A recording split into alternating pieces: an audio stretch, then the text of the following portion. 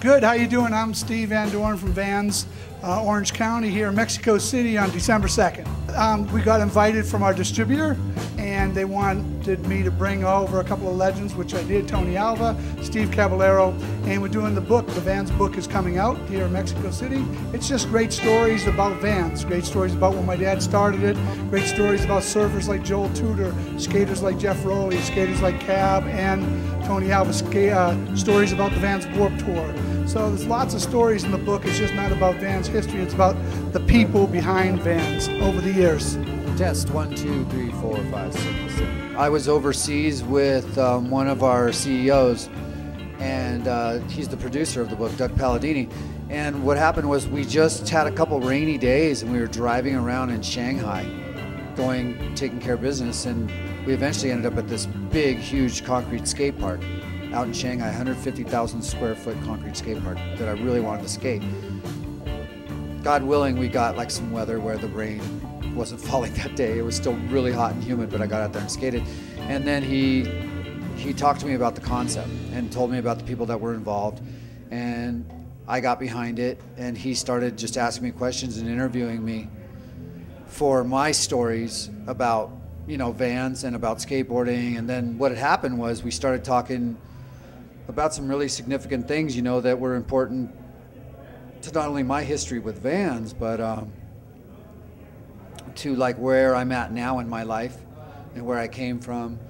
And a lot of it was geared towards just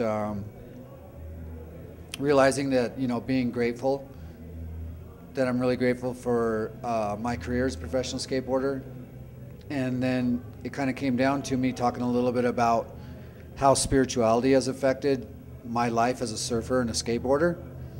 And so it's kind of cool because I got to mention the fact that I have faith in something bigger than myself, where everybody always thought, you know, look at this guy with the huge rock star image and he's just running his life on straight on, you know, like sex, drugs, and rock and roll, you know, and then it's geared towards ego, you know, and then all of a sudden I'm like this role model for all these kids.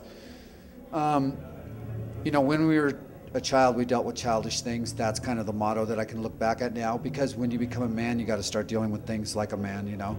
And I went through a transition in my career as well as my life to where I kind of grew up a lot. And so I had to put the ego aside, you know, and what happened was I got to discuss some of that, the growth that I had spiritually that affected my career as a professional skateboarder. And it's relevant. It's relevant to the stories that are in the book, and it's relevant to my history with Vans, as well as like just being like a legend and an icon to a lot of kids.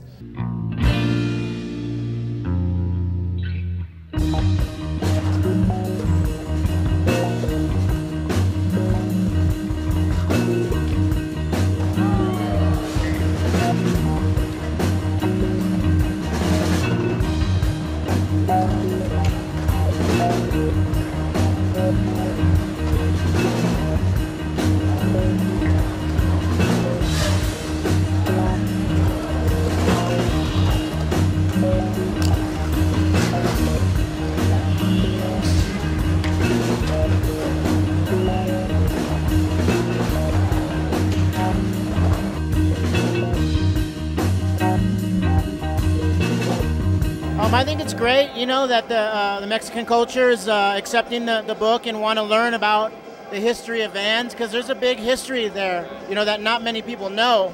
They know the shoes, they know the skate tricks and stuff, but they don't know how Vans started and what Vans has done. So the book really explains everything that Vans is doing and how they support all the different sports and the lifestyle, with the music and the art, you know, so Vans got it pretty covered. It's always good to see old photos back in the day, as far as bringing back the, you know, the nice memories of things that we don't, you know, we forget about, you know, from just doing so much skating and traveling. But it's good to have a collection of all that, you know, just to reminisce and just remember why we love the sport, you know.